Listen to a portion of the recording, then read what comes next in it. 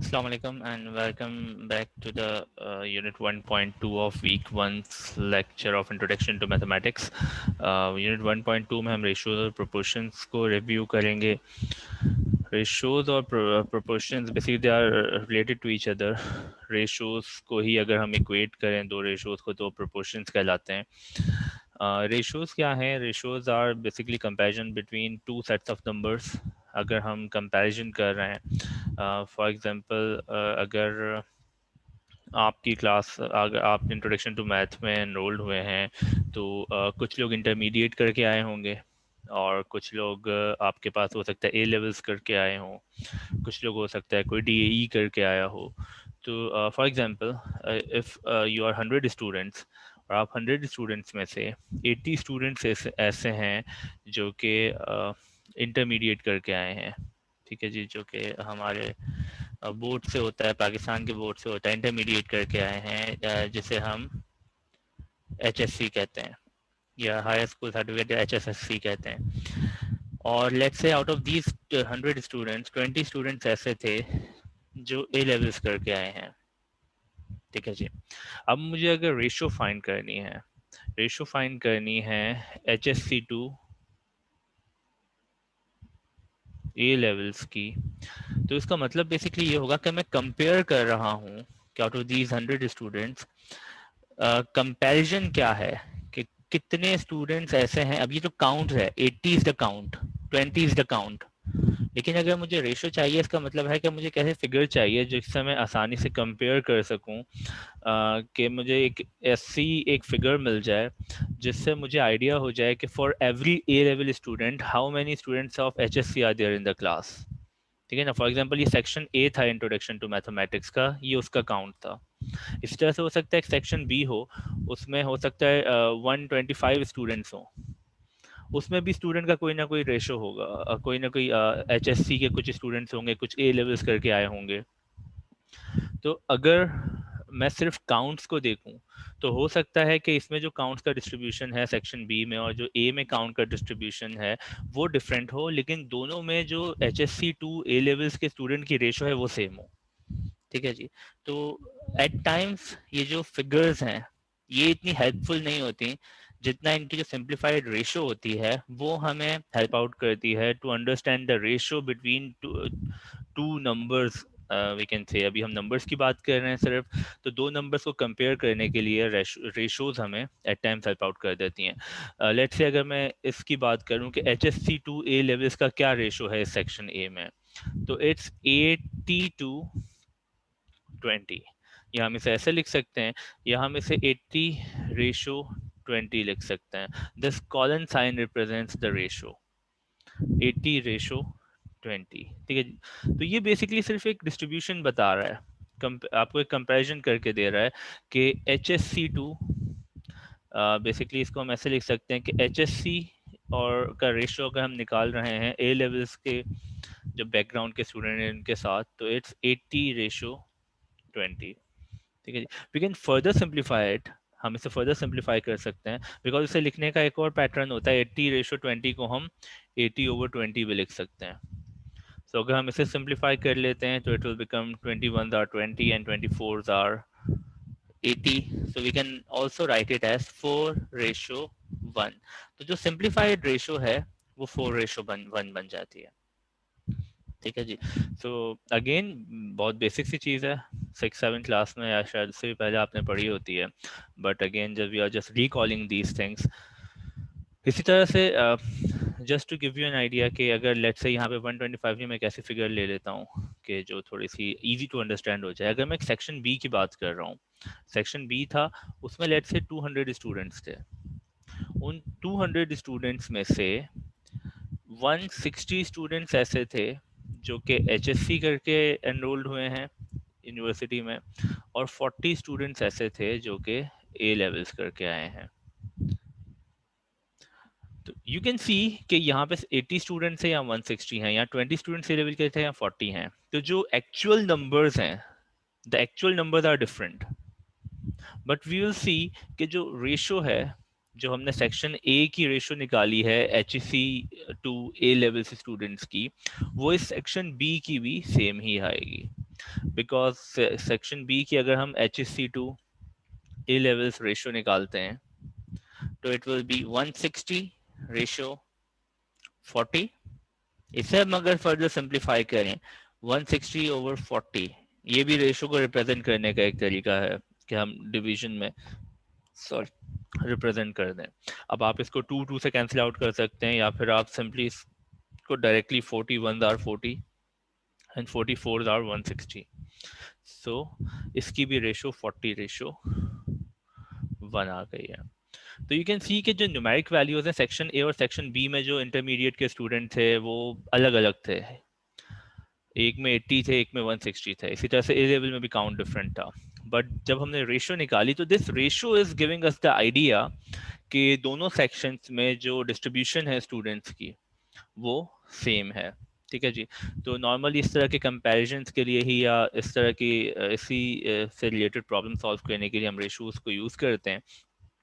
अब रेशियोज की जैसे एक एग्जांपल ये दी हुई है कि क्लास में there are 8 girls and 7 boys, तो गर्ल्स टू बॉयज का रेशियो क्या हो जाएगा 8:7। इसी तरह आप बॉयज टू गर्ल्स का रेशियो भी निकाल सकते हैं। अगर आप बॉयज टू गर्ल्स का रेशियो निकालेंगे इसी केस में तो it will be 7:8, because boys to girls है तो फर्स्ट बॉय का काउंट आ जाएगा, देन गर्ल्स का काउंट आ जाएगा। रेशियोज कहाँ कहाँ यूज होते हैं? Miles per our. आप अगर कोई कार ड्राइव कर रहे हैं, व्हीकल ड्राइव कर रहे हैं, तो miles per our, kilometres per hour में अगर आप मेजरमेंट्स कर रहे हैं तो basically it represent, for example you are going 40 miles per hour. 40 miles per hour अगर आप जा रहे हैं, ट्रैवल कर रहे हैं, आपकी कार की अगर ये व्हीकल की स्पीड है, तो इसका मतलब क्या है? इसका मतलब है कि लेट्स से अगर आप ने 3 घंटे तक एक कार में ट्रैवल किया, for example you are going from Karachi to Hyderabad. अगर आप कराची से हैदराबाद जा रहे हैं, और for example I don't know the exact distance, but for example अगर उसका जो डिस्टेंस है वो 160 किलोमीटर है, 160 किलोमीटर्स है, और वो 160 किलोमीटर्स फॉर एग्जांपल आप 2 आवर्स में ट्रैवल कर रहे हैं, 2 आवर्स में ट्रैवल कर रहे हैं, तो kilometre per hour basically 160 over 2 जो एक रेशियो को रिप्रेजेंट कर रहा है। रेशियो का मतलब अगेन वो ये कि ये कंपेयर कर रहा है आवर्स और किलोमीटर्स को, कि पर आवर आपने कितने किलोमीटर्स ट्रेवल किए थे। तो दिस इज द रेशियो। अगर आप इसको फर्दर सिंप्लीफाई कर लेते हैं तो it will be solved as 80 over 1, मतलब 2 1s are 2 and 2 80s are 160, so it will become 80 kilometer per hour, 80 kilometre per hour. तो ये जो 80 किलोमीटर पर आवर है ये भी रेशियो को रिप्रेजेंट कर रहा है। इसी तरह से माइल्स में अगर हम लें तो माइल्स पर आवर भी रेशियो को रिप्रेजेंट कर रहा होगा। ये बेसिकली अगेन रेशियो बता रहा है कि एक आवर में आवर और किलोमीटर की क्या रेशियो है व्हेन यू आर ट्रैवलिंग। तो 1 आवर में 80 किलोमीटर आप ट्रैवल करते हैं। ठीक है जी। There again early rate to pay, early rate अगर आपको कहीं पे if you are working somewhere और आपको पर आवर की बेसिस पे किया जाता है, तो आर पर आर रेट क्या होगा कि फॉर एग्जांपल आर रेट के लिए आप रेशो निकालेंगे आर का, और जो आपको पे मिली है, जो अमाउंट आपको मिली है उसका।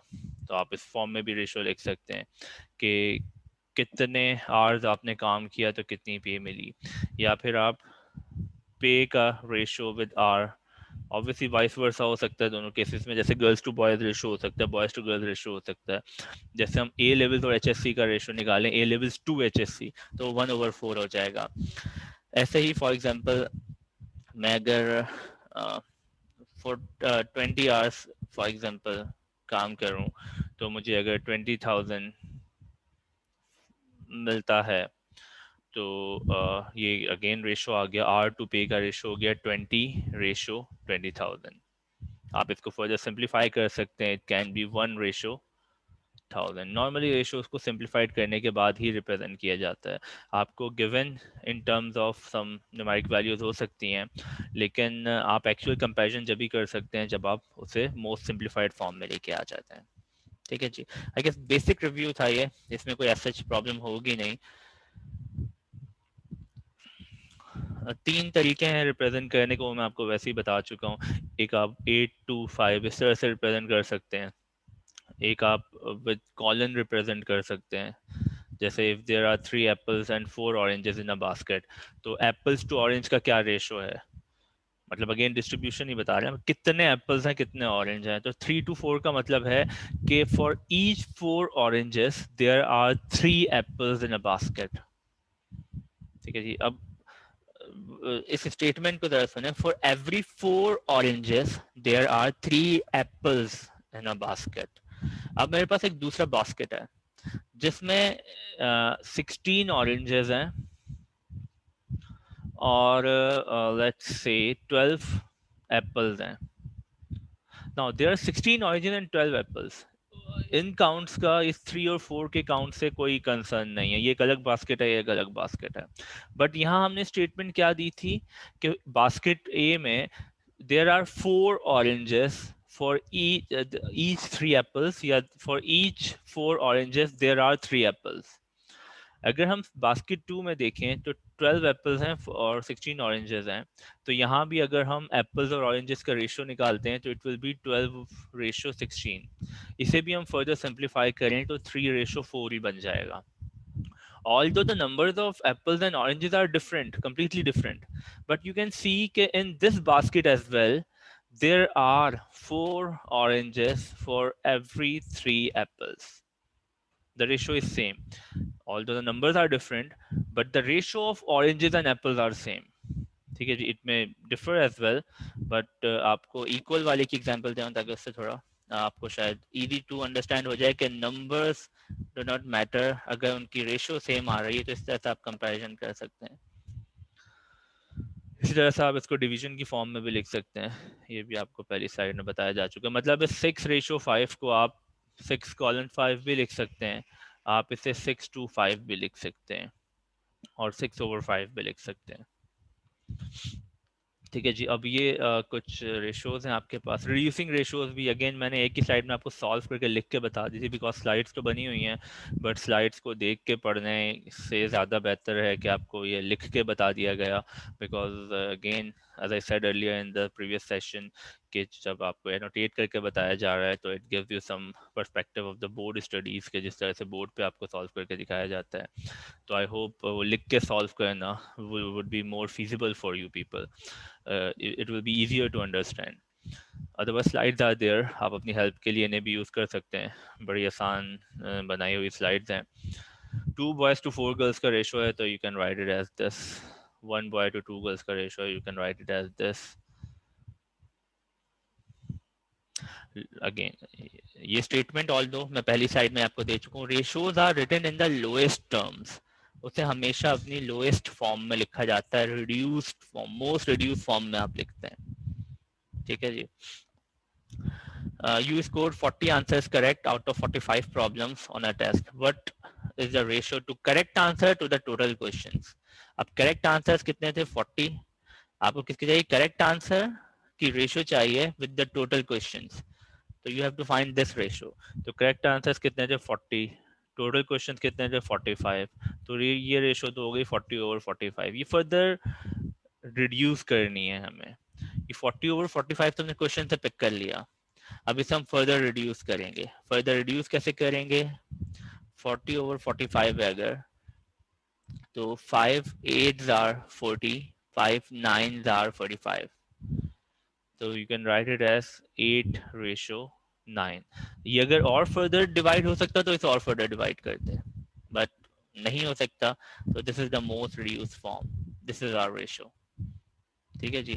ये तो हमने जो स्टेटमेंट लिखी ये पार्ट 1 था, read the word problem. Word problem को रीड किया, उसका जो डेटा था वो रेशो की फॉर्म में लिख लिया, बट फाइनल एक्चुअल रेशो क्या होगी जब हम उसे रिड्यूस कर लेंगे? रिड्यूस करने के बाद आपके पास ये रेशो आ जाएगी। ठीक है जी, which will be on the next slide, आपको यहीं करके दिखा दिया। जो आप इसे रिड्यूस करेंगे तो यू कैन सी, अब ये स्टेप बाय स्टेप समझाया हुआ है, बट आप इसे फर्दर रिड्यूस करेंगे तो it will B 8/9।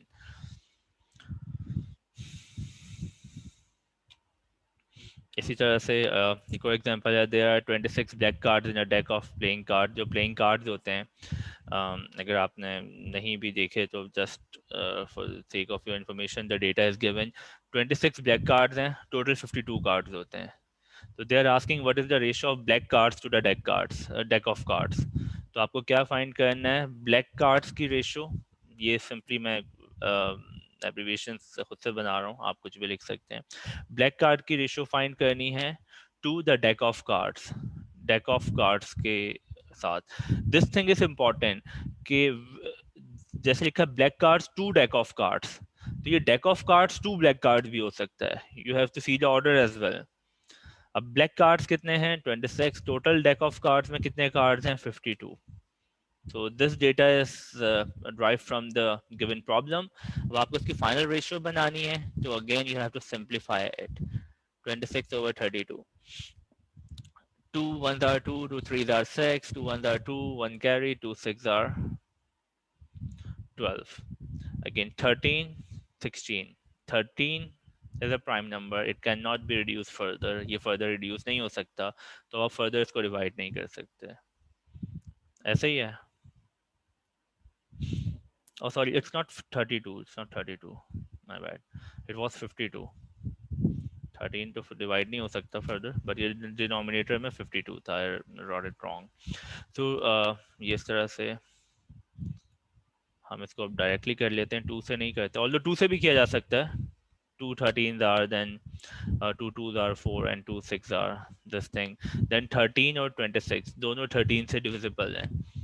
13 1s are 13, 13 2s are 26, तो ये रेशियो रिड्यूस होके बन गई है 1:2। ठीक है जी, तो ये जो आपको सिनेरियो गिवन था, इसमें आपको रेशियो बनानी थी, रेशियो इज 1:2। ठीक है, तो आप इसको डायरेक्टली इस तरह से, ratio will be in the most reduce form. अच्छा, प्रोपोर्शन क्या है? ना, this is the topic of proportion. Proportions आपके पास क्या है? अगर आपको रेशियो समझ आ गया तो प्रोपोर्शंस में कोई मसला नहीं है। Proportions basically is an equation that says one ratio is equal to another. जैसे अगर मैं आपको प्रीवियस एग्जांपल दूं, मैंने आपको यहाँ दो क्लास सेक्शन, सेक्शन ए और सेक्शन बी, दो सेक्शंस थे। एक सेक्शन का जो एक्चुअल रेशियो जो बनाया था हमने रिड्यूस करने से पहले, वो था 80/20। दूसरा सेक्शन था जिसका जो रेशियो बन रहा था HSC से ओ लेवल का, वो था 160/40। दोनों अलग अलग टर्म्स थी, लेकिन एट द एंड हमने देखा कि दोनों इक्वल आ रही थी, दोनों को सिंप्लीफाई करने के बाद इक्वल आ रहा था। तो अगर कोई दो रेशियोज आपस में इक्वेट हो सकती हैं, इक्वल हैं, तो उन्हें हम प्रोपोर्शंस कहते हैं। यही हम यहाँ देखते हैं। A proportion is an equation that say one ratio is equal to another. For example ये एक रेशियो लिखे 3/4, इट इज इक्वल टू 39/52। तो अगर हमने दो रेशियोज को इक्वेट कर रहे हैं, दो रेशियोज को जब भी इक्वेट किया जाएगा इट्स प्रोपोर्शन। ठीक है जी, अब ये इसके इक्वल है या नहीं है हम चेक कर सकते हैं। एक तो ये कि हम इसे डिवाइड करके आप चेक कर लें कि अगर ये डिवाइड करें ये भी 3/4 हो जाएगा। Let's say 3 1s are 3, 3 3s are 9, 3 1s are 3, 2 sorry, it will not be divided by 3. Okay, there is another way, because ये completely अभी डिवाइड नहीं हो रहा था इससे, कि हम जब दो टर्म्स इस तरह से दो रेशियोज आपस में डिवाइड हो रही हैं, इक्वेट हो रही हैं, तो हम क्रॉस मल्टीप्लिकेशन कर लेते हैं। ठीक है जी, क्रॉस मल्टीप्लिकेशन का मतलब है कि 3 को जब हम it's a simple arithmetic operation that we usually perform in equation, कि अगर कोई चीज एक साइड पे डिवाइड हो रही है तो दूसरी साइड पे आके मल्टीप्लाई हो जाती है। ठीक है जी, तो ये 52 यहाँ 3 से मल्टीप्लाई हो जाएगा, और ये 4 जो यहाँ 3 से डिवाइड हो रहा था, when we will move it towards the right side, तो ये 39 से 4 मल्टीप्लाई हो जाएगा। ठीक है जी, तो 52 into 3, 52 into 3 will be 156,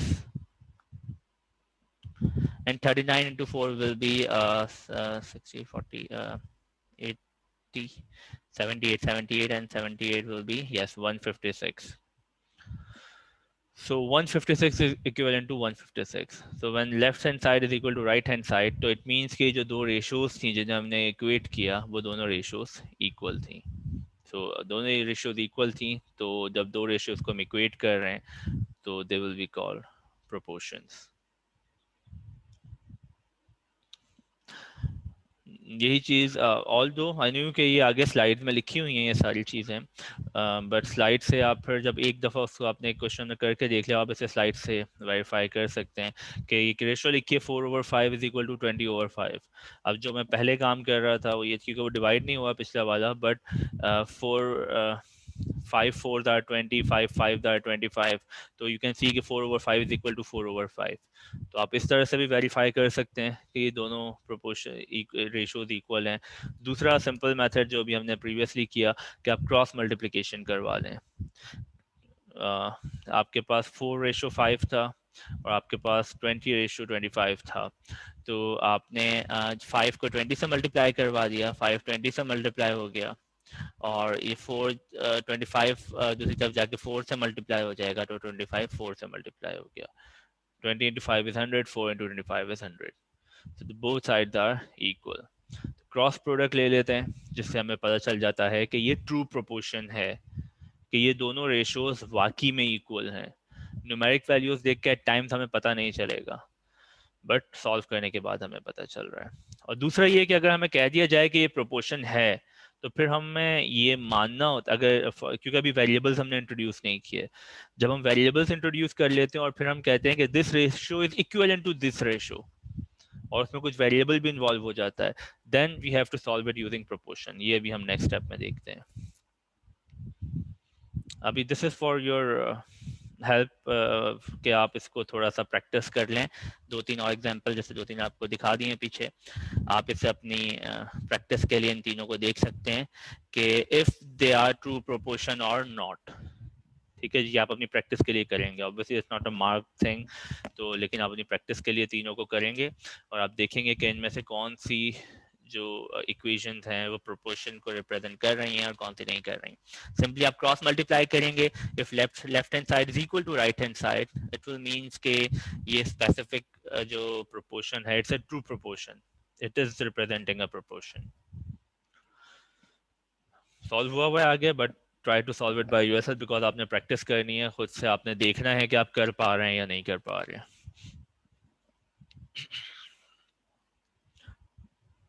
अच्छा जी, वेरिएबल क्या है? ऑब्वियसली इफ एनीथिंग इज वेरिइंग तो वो वेरिएबल है। कहीं पे हमें कोई कांस्टेंट वैल्यू गिवन थी, हो सकता है कहीं पे ना गिवन हो। जैसे कि ये क्वेश्चन है, अब इस तरह क्वेश्चन अगेन आप लोग बहुत कर चुके हैं पहले अपने 6 7 8 9 क्लासेस में।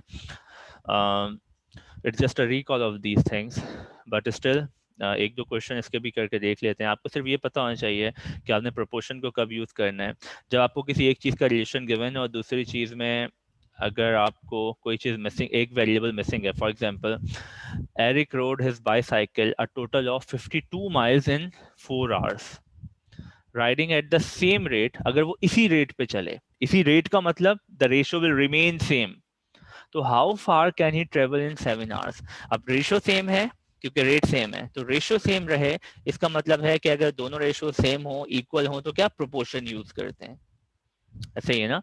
तो अब how far can he travel, यहाँ से हमें पता चल रहा है कि हमें माइल्स फाइंड करने हैं कि कितने माइल्स वो ट्रेवल करेगा 7 आवर्स में। अगर 52 माइल्स ट्रेवल कर रहा है 4 आवर्स में with the same rate, how far can he travel in 7 hours. तो एक चीज हमें पता है कि माइल्स का रेशो जो आवर्स के साथ है, जो हमें गिवन है, वो है 52/4। ठीक है जी, 52/4 हमें गिवन है। ये हमें एक सेट है जो कि गिवन है। जो हमें नहीं गिवन वो है एक दूसरा सेट के हमें फाइंड करना है कि कितने माइल ट्रेवल करेगा in 7 hours. This is our second ratio, but we know that it will be traveling with the same rate, तो हम इन दोनों ratios को equate कर सकते हैं। इन दोनों ratios को equate करेंगे। अच्छा, ratio again as I said कि आप simplify कर लें पहले, तो ये 54/4 जो है इसे हम further simplify कर सकते हैं।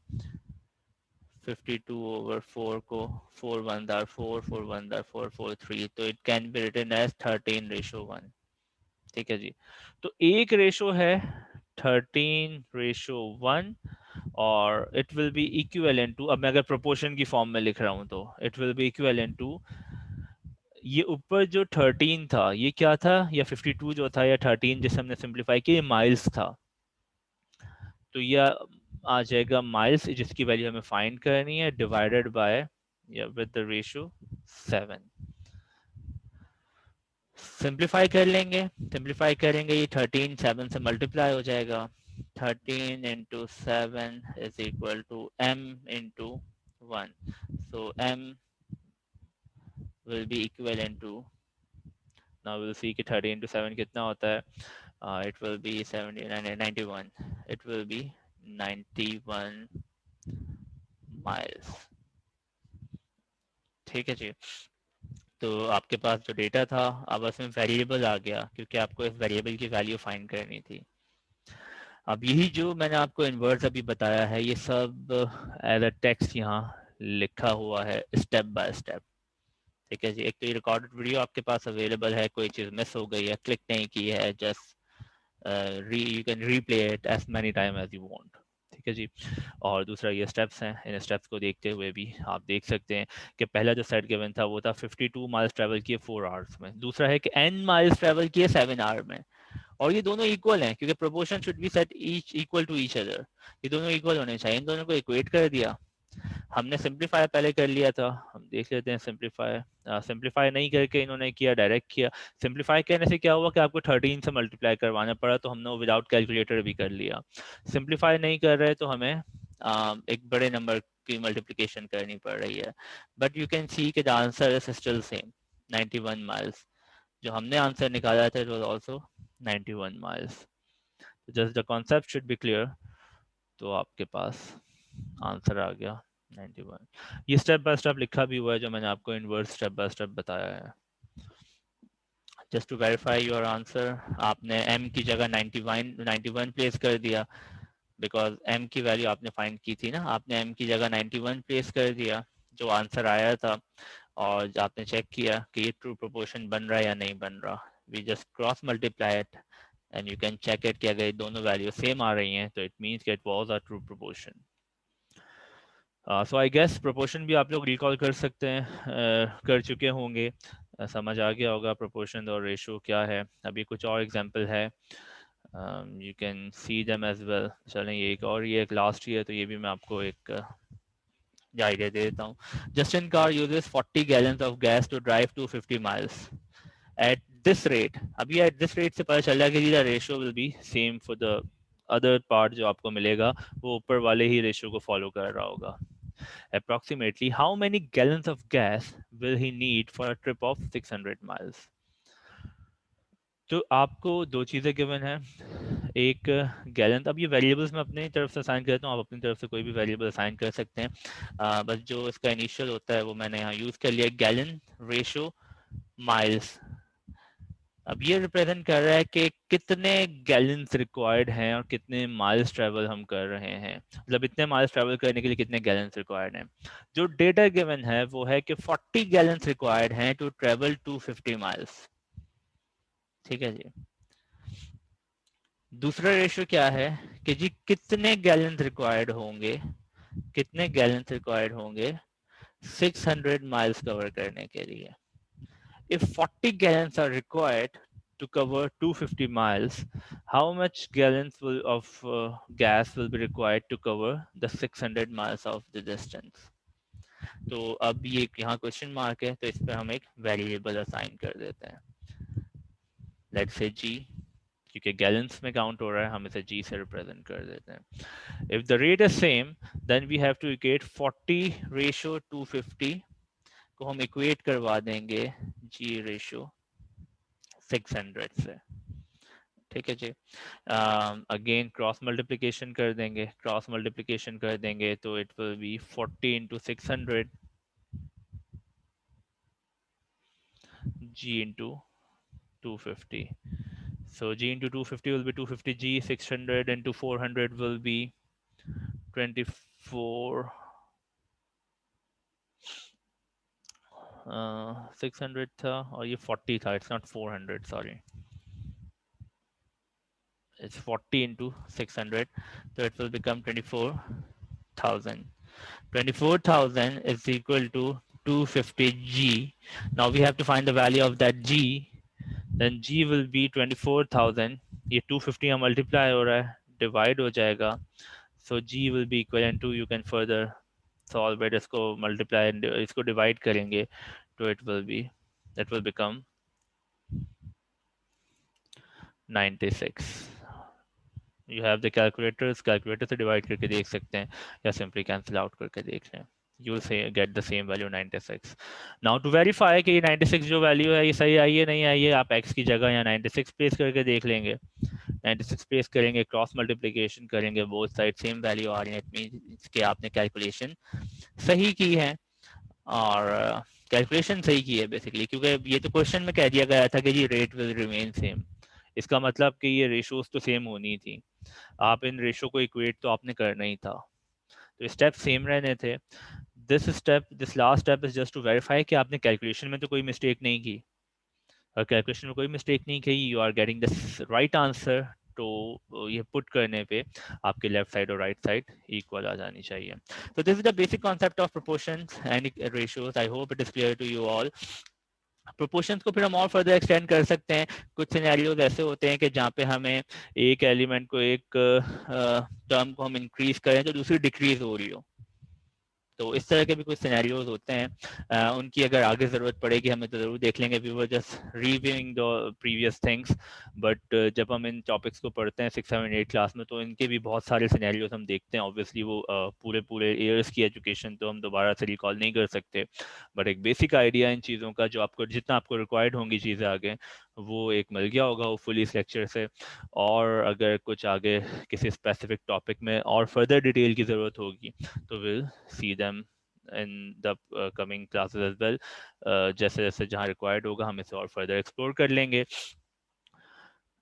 So this is unit 1.2. 1.3 में for the next topic